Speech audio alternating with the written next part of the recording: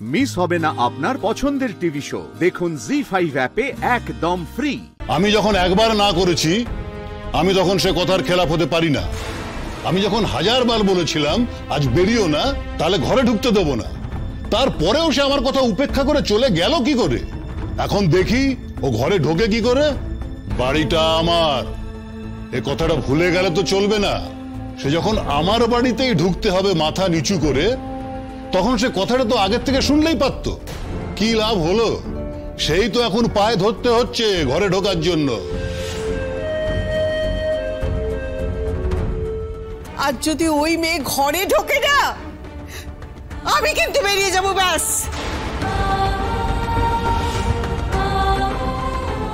কিন্তু মা, এত রাত্রে আমি কোথায় যাব বলুন তো?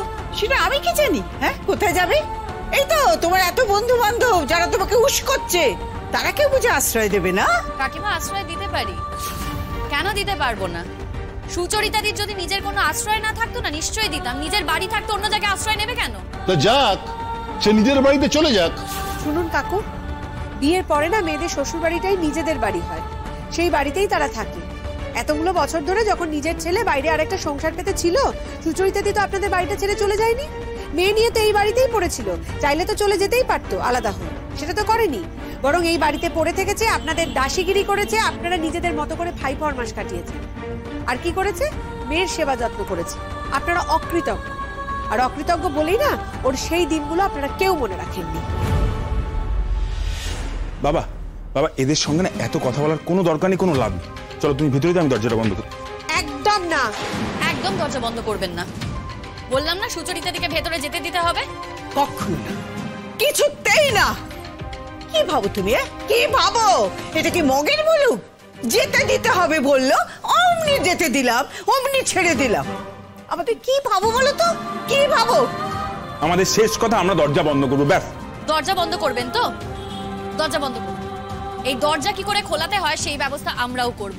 করুন, দরজা বন্ধ করে দিন, করে দিন। ভয় দেখাবে না, একদম একদম ভয় দেখাবে না বলে দিলাম। তোমাদের কতদূর কি ক্ষমতা সব আমাদের জানা আছে, বলে দিলাম। আমি দরজা বন্ধ করলাম।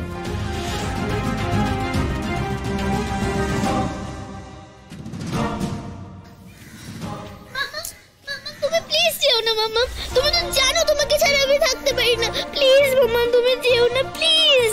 তুই কোনো চিন্তা করিস না টুইঙ্কেল, তোর মা যাতে এই বাড়িতে মাথা উঁচু করে ঢুকতে পারে তার ব্যবস্থা আমরা করব, কোনো চিন্তা নেই তোর। দেখলে কি অসভ্য!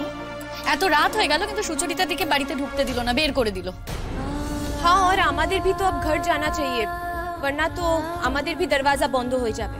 বেশ, তোরা তাহলে চলে যা, আমি আর শিমুল থানায় যাচ্ছি। এটা তো হতে পারে না, বাড়ির বউকে এরকম একটা দুর্দিনে সারা রাত বাড়ির বাইরে দাঁড় করিয়ে রাখবে আর ওরা পার পেয়ে যাবে, এটা তো হতেই পারে না কোনোভাবে।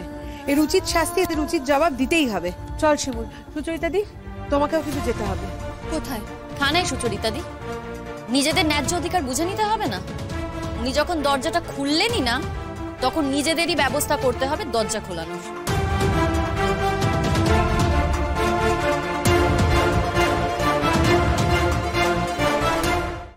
জি5 ডাউনলোড করুন আর সব এপিসোড দেখুন একদম ফ্রি।